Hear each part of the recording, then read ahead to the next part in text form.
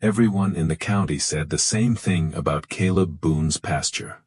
That land is useless. They didn't say it with doubt. They said it like a fact. Something already proven. Something not worth arguing about. Doesn't carry enough cattle.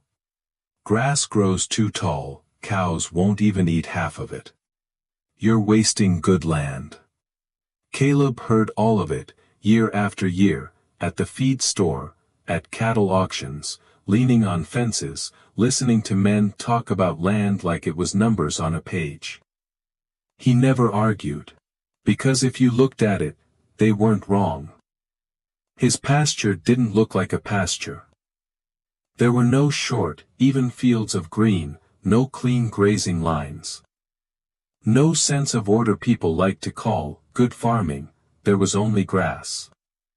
Tall grass. Chest high in some places, over his head in others. Thick stems, dense clusters. Moving in the wind like something left alone for too long. In summer, the color changed, not green, not quite gold. Something in between, mixed, uneven, alive. But to most people in the county, it looked like neglect. That's not a pasture, one man had said once, standing across the fence, that's a thicket. Caleb didn't answer. He'd heard it his whole life. His father heard it, his grandfather before him. The land hadn't changed much in nearly 100 years, people had. They plowed their fields, sprayed the ground, planted new grasses, shorter grasses, faster growing grasses, grasses that looked better, and produced more. At least in the good years.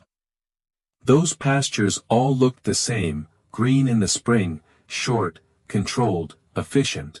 Caleb knew that, he had seen it, he had done the math. If he changed his pasture, he could run more cattle, make more money, stop being the man everyone shook their heads at. The numbers were clear. And for years, they were against him. On the same land, others ran nearly twice the cattle, sold more calves, turned profit faster. Caleb kept 80 head on 220 acres, almost half of what people called reasonable. You're leaving money in the ground, the co-op manager once told him, tapping a notebook on the counter. You could be making 10,000 more a year if you switched grasses. Caleb looked at the numbers, straight lines, clean figures, convincing. He nodded, not because he agreed, but because he'd heard it too many times. That night, the wind moved through the tall grass like water. Caleb stood by the fence, looking out across his pasture. The field shifted in waves, no order, no straight lines. No clean look people trusted. But it was alive. He knew that in a way most people didn't. He had walked that ground since he was a boy, not to measure it, not to manage it, just to see it. His father had done the same. After every rain, he walked. After long dry stretches, he stood still in certain places. Waiting, watching. Back then, Caleb didn't understand. Now, he wasn't sure he fully did either. But he knew one thing. This land wasn't like the others. And if he changed it, he would never find out why. A week later, he stood in the feed store again. Someone laughed when they saw him. Still keeping that wild field of yours. Another voice followed. Wait until the drought hits. You'll switch. It was said like a joke, but it stayed. Caleb didn't answer. He paid, carried the feed to his truck, drove home. That afternoon, the heat felt different. The wind had changed, dry, sharp, pulling moisture out of everything it touched. Caleb stopped at the edge of his pasture. Nothing had changed, at least not on the surface. The grass still stood tall, still moved in the wind, still looked useless to anyone driving past. He stepped into it. The grass brushed against his arms. Soft, but dry. He crouched down, grabbed a handful. The roots held tight, didn't give easily. He let go, looked out across the land. On the other side of the fence, another pasture. Shorter, cleaner, the kind people trusted. And for a moment, Caleb understood exactly why they thought he was wrong. Because if you only looked at the surface, he was. He stood there for a long time. The wind kept moving through the field, like something breathing. Somewhere in the distance, a cow called out. Low, drawn out, a sound every rancher recognizes. Not just a call, a warning. Caleb lifted his head, looked toward the horizon. He didn't know what that summer would bring, but he knew this. If there was ever a year this land had to prove itself, it would be a year like this. The pressure didn't come all at once. It built, slowly, quietly. Like everything else in that part of the country, it started with the numbers. By early spring, the grass was already growing. Not on Caleb's land, on everyone else's. Short, even fields of bright green fescue spreading across the county like fresh paint. From the road, it looked perfect. Clean, productive, certain. Caleb's pasture didn't look like that. His grass came later. Slower. Less impressive at first. By April, his neighbors were already turning cattle out. Their herds spreading across those smooth green fields, heads down, grazing steadily. Caleb waited. He always waited. His grass needed time. That was the part nobody liked. You're missing the best grazing window, one neighbor told him across the fence. You could have had your cattle out a month ago. Caleb nodded. He didn't explain. Because explaining didn't change what people saw. And what they saw was money being left behind. By May, the difference was obvious. The county was running full. Fields stocked. Cattle gaining weight. Grass clipped low and even. Caleb's pasture was still rising. The grass had started to take shape now. Tall stems pushing upward. Different species mixing together. Messy, uneven, alive, but not efficient. Not by their standards. At the co-op, the numbers came back again. Same conversation. Same tone. You're running half the cattle you could be. You're losing money every single year. This isn't about preference. It's about math. Caleb stood there, listening. He had done the math. He knew exactly what it said. 80 head on 220 acres. They would run 160, maybe more. Twice the calves. Twice the revenue. It wasn't a theory. It was happening. All around him. Driving home that evening, Caleb slowed near the south fence. On the other side, a pasture that had been converted 5 years earlier. Perfect rows. Short grass. Uniform. Cattle spread across it like it was built for them. It was hard to argue with that. Hard to ignore. He parked the truck, got out. Leaning on the fence, he watched them graze. Steady. Efficient. Profitable. Then he turned back toward his own land. The grass was taller now. Moving in the wind. Not ready yet. What everyone else had already started. He crossed the fence. Walked into it. The difference was immediate. Cooler. Quieter. The kind of quiet that comes from something growing. Not something being used. He pushed deeper. Grass brushing against his shoulders. This was the part no one else saw. Because no one else walked into it. Caleb stopped. Looked down. The ground wasn't bare. Not like the other fields. There was cover. Layers. something holding the soil in place. He crouched, pressed his hand into it, still holding moisture that didn't match the weather. There hadn't been rain in days. Caleb frowned, then stood again. This was the part that made it harder, because it didn't prove anything. Not yet. The pressure came back in a different way that night. Bills, feed costs, equipment that needed repair, numbers that didn't care about tradition. He sat at the kitchen table, going through them one by one. The difference wasn't small. Switching pastures would change everything. More cattle, more income, less waiting. The thought stayed longer this time, long enough to feel real. Caleb leaned back in his chair, closed his eyes, and for a moment, he saw it. A different field, short grass, clean rows, more cattle, a version of the farm that made sense to everyone else. He opened his eyes. The numbers were still there. The choice was still there. And for the first time, he wasn't sure which one he was going to make. Caleb didn't make the decision that week. He didn't call the co-op, didn't order seed, didn't bring in a sprayer. He did something else. He started walking the pasture. Not just crossing it, not just checking fences, walking it the way his father used to. Slow, without purpose anyone else could see. The first few days, nothing changed. The grass was still tall, still uneven, still wrong by every standard that mattered in town. But Caleb wasn't looking at the top anymore.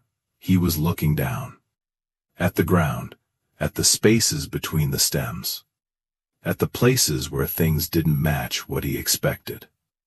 After a light rain in late May, he went out again. The other pastures drained quickly. Water ran off, collected in low spots, then disappeared. That was normal. His pasture didn't behave the same way. The water didn't rush. It settled. Stayed. Not in puddles. In the soil itself. Caleb crouched and pressed his hand down. Cool. Cooler than it should have been. He stood there longer than he meant to. Watching nothing, but feeling something. A few days later, the sun came back hard. Heat building early, dry wind cutting across the land. By afternoon, the other fields had already started to change. The surface tightening, color dulling, moisture leaving. Caleb walked his pasture again. Same path, same slow steps. He stopped in a spot he hadn't thought about before. No reason to. Nothing visible made it different. But the ground felt different under his boots. Softer. Not wet, not muddy, just holding. He pressed down harder. The soil gave, slightly. Enough to notice. Caleb knelt, ran his hand through the base of the grass. There were layers there. Dead stems from last year. New growth pushing through. Roots holding everything together. He pulled gently. The plant didn't come up. It resisted. Deep. Caleb sat back on his heels. That wasn't normal. At least, not compared to the other fields. He moved again. Across the pasture. Stopping. Touching. Looking. Patterns started to form. Places that stayed cooler longer. Places where the grass held thicker. Places where the ground didn't dry as fast as it should have. None of it meant anything by itself. But together, it started to look like something. That night, Caleb didn't look at numbers. He sat at the table in silence, thinking about what he had seen. Not what it meant. Just that it was there. He remembered something his father used to say, not often, but enough to stay. The ground tells you what it needs, if you stop telling it what to do. Caleb had never paid much attention to that. It sounded like something old men said when they didn't have better answers. Now it didn't feel that way. Now it felt like a warning. The pressure to change the pasture was still there, stronger now. Because the numbers hadn't changed, because the rest of the county was already ahead. But something else had appeared. Something harder to measure, a question. What if the pasture wasn't behind? What if it was doing something different? Something slower. Something that didn't show up until it mattered. Caleb stood up from the table. Walked to the door, stepped outside. The wind had shifted again. Hotter, drier. The kind of heat that didn't pass quickly. He looked out across the land, not just his, all of it. And for the first time, he wasn't thinking about how much it produced, he was thinking about how long it could last. Because something about that heat felt like it wasn't going away. By mid-July, the county stopped talking about yield. They started talking about survival. The heat didn't break. Day after day above 100. Wind that carried no moisture. Sky that stayed empty. Rain didn't come. Not in a week. Not in 2. By the 3rd week, the ground had begun to change. The fescue went first. It always did. At first, it just slowed. Growth stopped. Color dulled. Then the green disappeared. Fields that had looked perfect in May turned brittle. Blades curled inward. The ground underneath showed through. By early August, they were gray. Not dormant. Dead. Cattle stood in those fields with nothing left to eat. They walked. They searched. They lowered their heads. And found nothing. The sound came back across the county. Low. Drawn out. Cattle calling. Not for movement. For food. The first trucks started rolling in by late July. Hay brought from other counties. Expensive. More expensive every week. Men who had never fed hay in summer were unrolling it in August. Numbers changed fast. Feed bills doubled. Then tripled. Some didn't wait. They started selling. Cattle going to market early. Too many at once. Prices dropped. Everything that had looked efficient in spring was failing at the same time. Caleb watched it happen. From the fence. From the road. From conversations that didn't last long anymore. Then he walked into his own pasture. The grass was shorter now. Not like before. The heat had slowed everything. But it hadn't stopped it. Green still held between the stems. Not everywhere. But enough. The cattle were still grazing. Not searching. Not calling. Grazing. Caleb stood there, watching them move through the field. Slow. Steady. Like nothing had changed. But everything had. He walked deeper into the pasture. Knee-high now in most places. The taller growth from earlier in the season had become something else. Not wasted. Reserve. The cattle moved through it, taking what they needed. Leaving enough behind. Caleb knelt again, stopped weeks earlier. He pressed his hand into the soil, still cool, still holding. The surface was dry, but underneath, it hadn't let go. That was the difference, not what you could see, what stayed. Across the fence, the other field had gone quiet. No movement, no grazing. Just cattle standing on ground that had already given up. Caleb stood up slowly, looked from one side to the other. 2 systems, one built for good years, one built for all years. And now, the year had chosen. That evening, a truck pulled into his driveway. He recognized it. The co-op manager stepped out. He didn't carry a notebook this time, didn't start with numbers. He just looked out across the pasture, took it in. "You still running the same herd?" he asked. 80 head, Caleb said. The man nodded. Slowly, he looked back toward the road, toward the fields that had already turned, then back again. "I've been telling people for years to switch," he said quietly. Caleb didn't answer. The man let out a breath. "I thought I knew what worked." Silence sat between them, heavy. Caleb looked out across the pasture again. The wind moved through it. Not strong, just enough to show that it was still alive. He didn't say anything.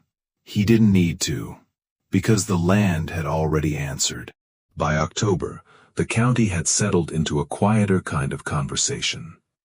Not about profit, not about yield, about what was left. The fields that had burned through summer didn't come back the way people hoped.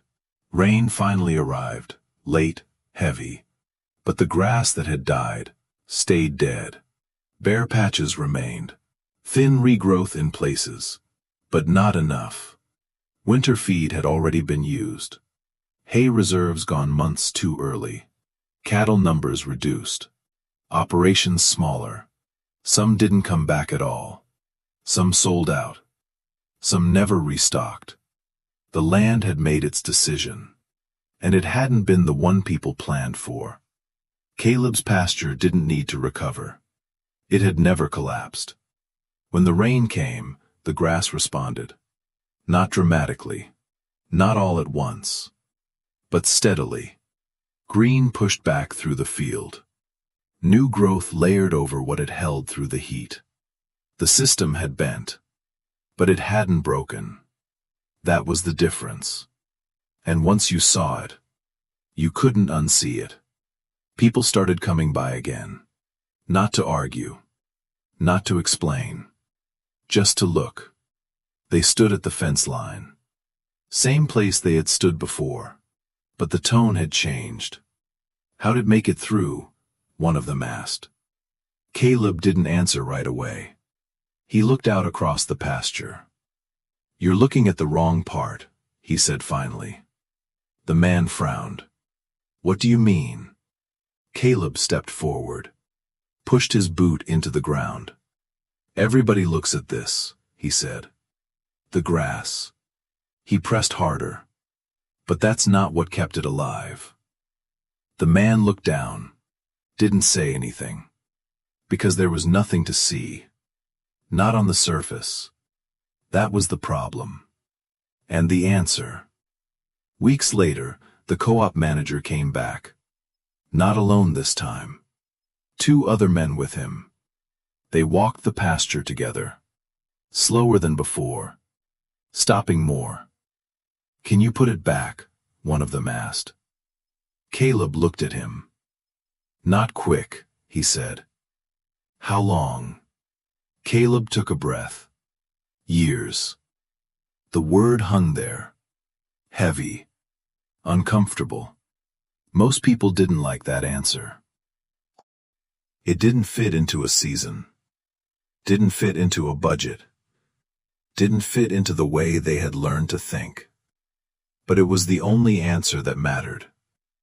That winter, Caleb stood out in the pasture one evening as the sun dropped low. The grass had turned again. Gold this time, dry at the top, but not gone. The wind moved through it the same way it always had. Slow, steady.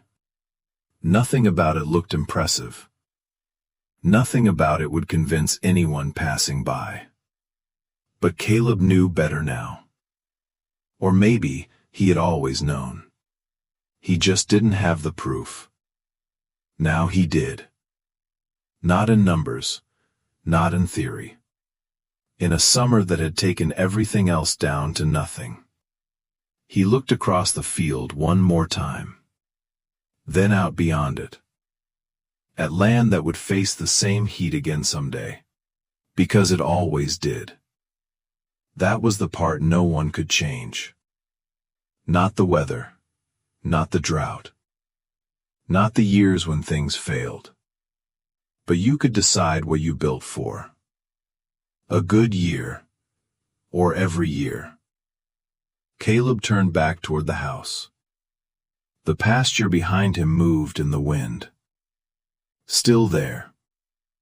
And it would be there the next time the heat came.